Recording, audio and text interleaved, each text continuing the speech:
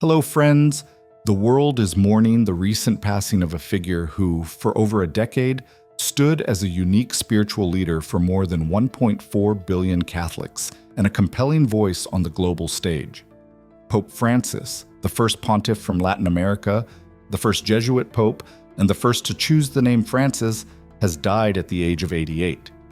His papacy began in 2013 with a simple Buonasera, good evening, from the balcony of St. Peter's Basilica, instantly signaling a shift in tone.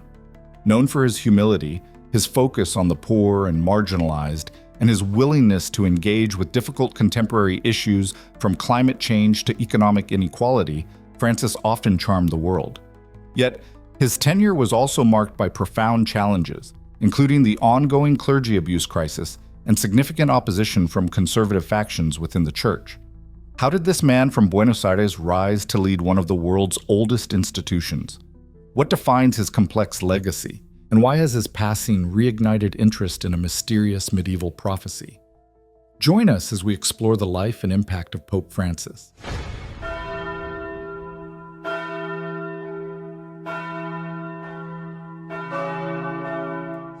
Our story begins not in Rome, but in Buenos Aires, Argentina. Jorge Mario Bergoglio was born on December 17, 1936, the eldest of 5 children to Italian immigrants. His father, Mario, was an accountant, and his mother, Regina Sivori, a homemaker. Growing up in the working-class neighborhood of Flores, young Jorge's path wasn't initially aimed at the clergy. He earned a technical diploma as a chemical technician and worked in a food science lab, even holding jobs as a janitor and a bouncer. A severe bout of pneumonia at age 21, which resulted in the removal of part of his right lung, proved a significant moment.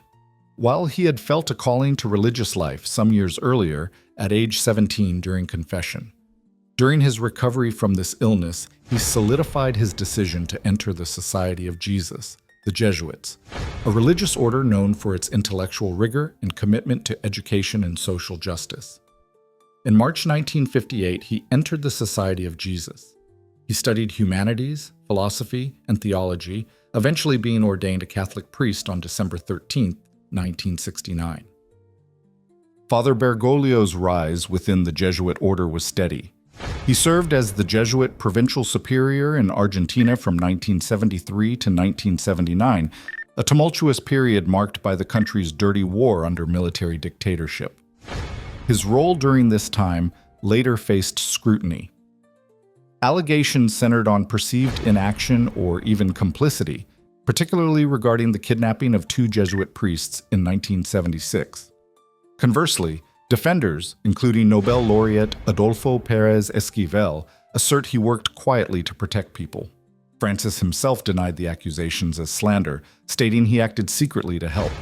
He later served as rector of the Colegio Maximo Seminary. In 1992, Pope John Paul II appointed him Auxiliary Bishop of Buenos Aires, and in 1998, he became Archbishop, succeeding Cardinal Quaracino on February 28, 1998. Known for his simple lifestyle, often taking the bus and living in a modest apartment rather than the Archbishop's palace, he gained a reputation as a champion for the poor, often visiting slums and speaking out against social injustice. John Paul II elevated him to cardinal in 2001. The world's attention turned to Cardinal Bergoglio in February 2013, following the historic resignation of Pope Benedict XVI. On March 13, 2013, after 5 ballots in the papal conclave, white smoke rose from the Sistine Chapel chimney. The 76-year-old Cardinal Bergoglio emerged onto the balcony of St. Peter's Basilica as Pope Francis. His election marked several historic firsts: the first pope from the Americas, the first from the Southern Hemisphere, and the first Jesuit pontiff. He chose the name Francis in honor of St. Francis of Assisi, the 13th century saint known for his humility, poverty, and care for creation, signaling the priorities of his papacy. From the outset, Pope Francis cultivated an image of humility and accessibility that contrasted sharply with papal tradition. He famously shunned the apostolic palace, choosing instead to live in the more modest Casa Santa Marta guest house within the Vatican. His gestures, like washing the feet of prisoners and refugees, including Muslims, on Holy Thursday, emphasized his focus on the marginalized. "How I would like a poor church for the poor," he stated early on, setting the tone for his pontificate. Francis also embarked on ambitious reforms within the Vatican itself. He tackled the long-troubled Vatican finances, establishing new oversight bodies like the Secretariat for the Economy and the Council for the Economy, aiming for greater transparency and accountability. Assessments suggest these reforms faced internal resistance and achieved mixed results, indicating the difficulty of the task. He restructured the Roman Curia, the Vatican's central administration, with the 2022 Apostolic Constitution Predicate Evangelium, Preach the Gospel, emphasizing evangelization and decentralization and opening more roles to lay people, including women. While progress was slow and faced internal resistance, these efforts represented a significant attempt to modernize the Vatican's centuries-old bureaucracy. Social justice was a central theme throughout Francis's papacy. He consistently spoke out against economic inequality, famously critiquing systems that idolize money and lead to a throwaway culture. He was a tireless advocate for migrants and refugees, urging compassion and welcoming policies.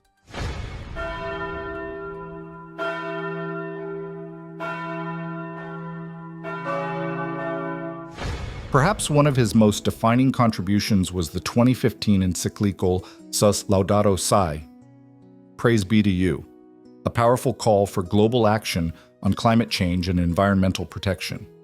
He framed care for our common home not just as an environmental issue, but as a moral and spiritual imperative, intrinsically linked to justice for the poor, who disproportionately suffer the effects of ecological degradation. This document resonated globally, earning him the moniker the Green Pope. Despite his popularity, Pope Francis faced significant challenges and criticism. The global clergy sexual abuse crisis continued to plague the Church during his tenure. While he eventually took stronger measures, meeting with survivors, forcing the resignation of the entire Chilean Bishops' Conference over cover-ups, defrocking high-profile figures like former U.S. Cardinal Theodore McCarrick, and abolishing pontifical secrecy in abuse cases. Critics argued his initial responses were sometimes slow or inadequate, particularly highlighted by his initial handling of the Chilean crisis. His efforts towards inclusivity also drew fire from conservative Catholics. His famous off-the-cuff remark about gay priests, "Who am I to judge?" signaled a more welcoming tone but didn't change official doctrine. His approval of priests offering blessings to same-sex couples in the 2023 declaration Fiducia Supplicans, while carefully distinguishing them from sacramental marriage, sparked intense debate and opposition. His restrictions on the celebration of the traditional Latin Mass, Traditionis Custodes 2021, further alienated traditionalist groups. Some conservative critics accused him of creating doctrinal confusion and undermining church tradition. Francis, often responding to conflict with silence, nevertheless removed some prominent critics from key positions. In recent years, Pope Francis's health became an increasing concern. Having had part of a lung removed as a young man, he suffered from recurring respiratory issues, including bronchitis and pneumonia. He underwent major intestinal surgeries in 2021 and 2023. Knee problems often forced him to use a wheelchair or cane. His most recent health crisis began on February 14, 2025, when he was admitted to Rome's Gemelli Hospital for what developed into double pneumonia and a polymicrobial respiratory infection, requiring a 38-day stay, the longest of his papacy. Despite his frailty, he made a final public appearance on Easter Sunday, April 20th, blessing the crowds in St. Peter's Square. Pope Francis passed away early the next morning, Easter Monday, April 21st, 2025, at 7:35 a.m. at his residence in the Casa Santa Marta.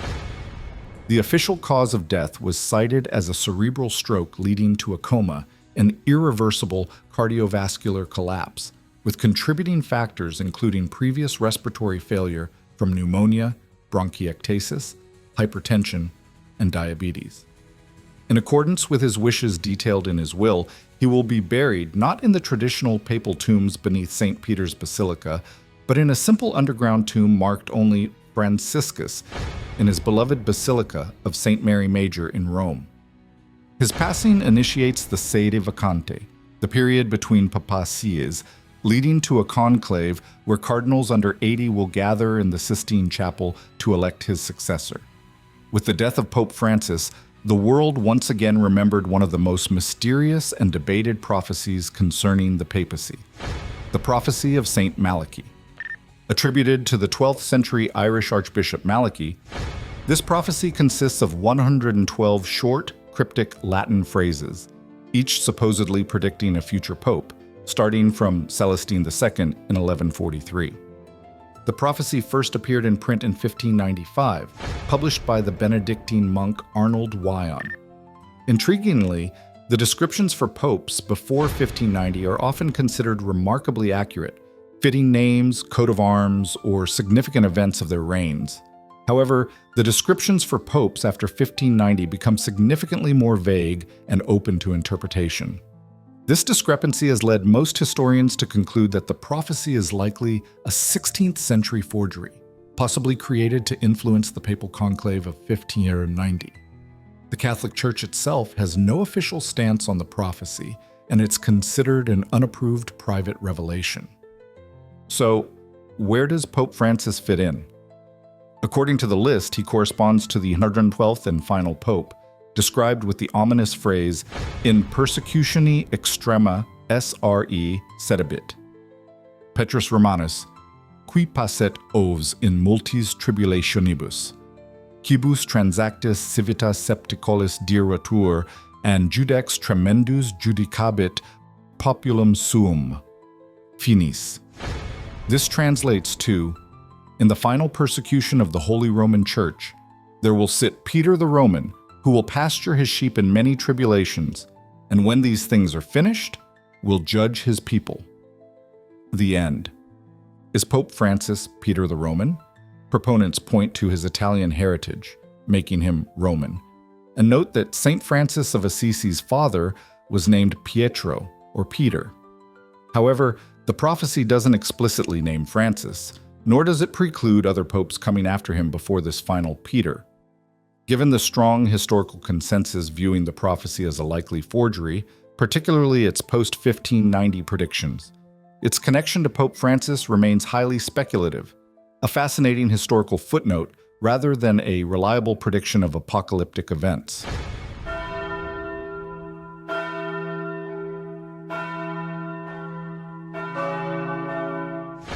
Pope Francis leaves behind a complex and transformative legacy. He was a pope of profound firsts, a leader who brought the papacy closer to the people, championing the causes of the poor, migrants, and the planet with unwavering conviction. His emphasis on mercy and pastoral accompaniment challenged traditional norms and opened doors for dialogue, though often drawing criticism from those who feared he was diluting doctrine. He navigated the persistent crisis of clergy abuse with actions that were sometimes decisive, sometimes criticized as insufficient.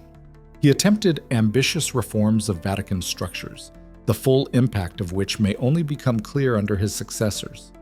Whether seen as a revolutionary reformer or a controversial figure who created division, his 12-year pontificate undeniably shifted the tone and focus of the Catholic Church on the world stage. What are your thoughts on Pope Francis and his legacy? How will history remember his papacy? Let us know in the comments below. If you found this exploration insightful, please give it a like, subscribe for more profiles of significant world figures, and hit that notification bell. Thank you for watching.